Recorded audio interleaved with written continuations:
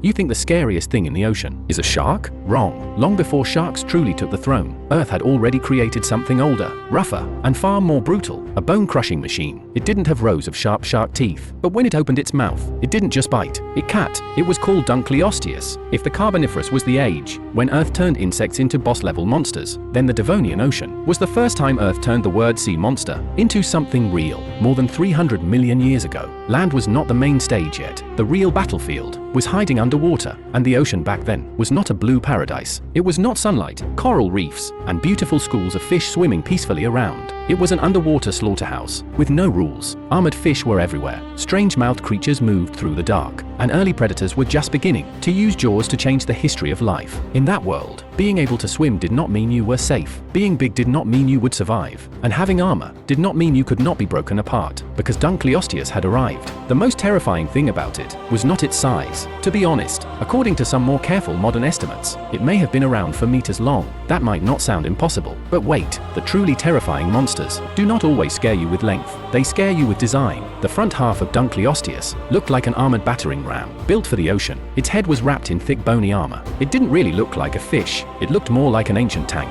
that had been thrown into the sea. It did not have teeth, in the way modern sharks have teeth. Instead, it had sharp bony jaw plates. You can think of it like this. Earth did not give it teeth. Earth gave it 2 bone-made guillotines. Other fish bite with teeth. Dunkleosteus bit by closing its entire mouth like a pair of blades. That was not just a mouth. That was an underwater hydraulic cutter. When it opened its jaws, water would rush inward. Before the prey could even understand what was happening, its body was already being pulled toward the mouth. Then, the jaw plates closed. Crack! This was not just bleeding. This was armor splitting open, bone snapping, a body being crushed, as if it had been run through an ancient machine. You think having a shell makes you safe? No. In front of Dunkleosteus, a shell just made the bite a little crunchier. The world it lived in was called the Devonian. Many people call the Devonian the age of fishes. Sounds gentle, right? As if the whole planet was just filled with little fish slowly evolving in the water. But in reality, this was the first time fish collectively went insane. Some fish were developing stronger jaws. Some were covering themselves in thick armor. Some were preparing, step by step, for the future move onto land. And Dunkleosteus was the least fish-like creature in that entire arms race. It was not elegant like a shark. It was not gigantic like a whale. It was more like an early ocean glitch. Rough, violent, unrefined, but extremely effective. Put it into the ocean of its time, and it did not need to swim beautifully. It only needed to get close. In the darkness, the first thing you would see was a massive armored skull, then a mouth large enough to pull prey inside, and finally, 2 jaw plates shaped like bone blades. Many of its victims were not even chased down, they were sucked in. You thought you were escaping, but really, the water itself was pushing you toward its mouth. And what makes this even more terrifying is that many creatures in the Devonian Ocean were armored themselves. That means Dunkleosteus was not spending its days eating soft little fish and shrimp. It was facing opponents that were wearing armor, and that is exactly why. It was like a bone-crushing machine. Ordinary predators bite flesh. It bit armor. Ordinary predators tear skin. It broke defenses. If a modern human fell into the Devonian Ocean, forget about swimming away. You might not even have enough time to understand what was around you. The water would be murky. The light would be dim. There would be no familiar fish around you.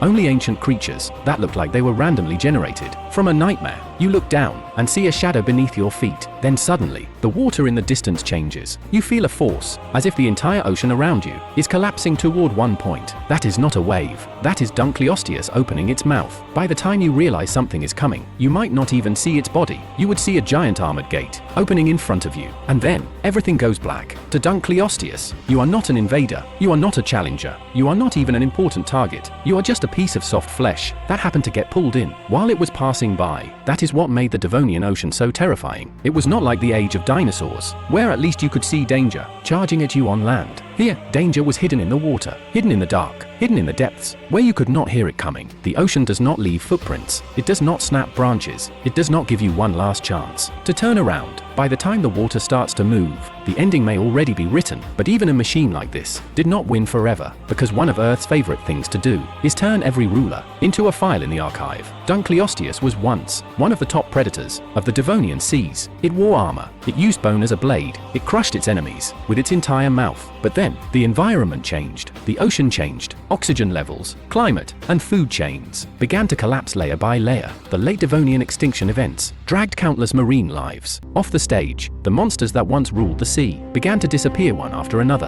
Dunkleosteus did not lose to sharks. It did not lose to some even bigger sea monster. It lost because Earth changed the rules, and that is the cruelest part of prehistoric Earth. It does not care how strong you are. You can grow armor. You can have a bone-crushing mouth. You can turn the entire ocean into your hunting ground. But once Earth updates the rules, all your advantages can become outdated equipment. The ocean's former bone-crushing machine ended up as pieces of skull fossil. The mouth that once gave prey no chance to escape now lies quietly in museums, watched by humans through glass. You see the irony? More than 300 million years ago, it was the nightmare of the sea. More than 300 million years later, we stand in front of it, take pictures, and still believe we are the main characters of this world. But don't forget, Dunkleosteus may have thought the same thing. It thought its armor was strong enough. It thought its bite was powerful enough. It thought the sea would always run by its rules. And what happened? The sea is still here. Earth is still here. Dunkleosteus is gone. So do not worship the idea of an apex predator too much. In Earth's archive, the word ruler is not an identity card. It is only a temporary badge. Once, it belonged to Dunkleosteus. Later, it belonged to dinosaurs. And now, it seems to belong to humans. But the problem is, no one knows whether the next version update is already on its way. If the Carboniferous taught us that even insects could become boss-level monsters, then Dunkleosteus teaches us this. Even if you are Earth's first bone-crushing machine, in the end, the planet can still quietly close your file.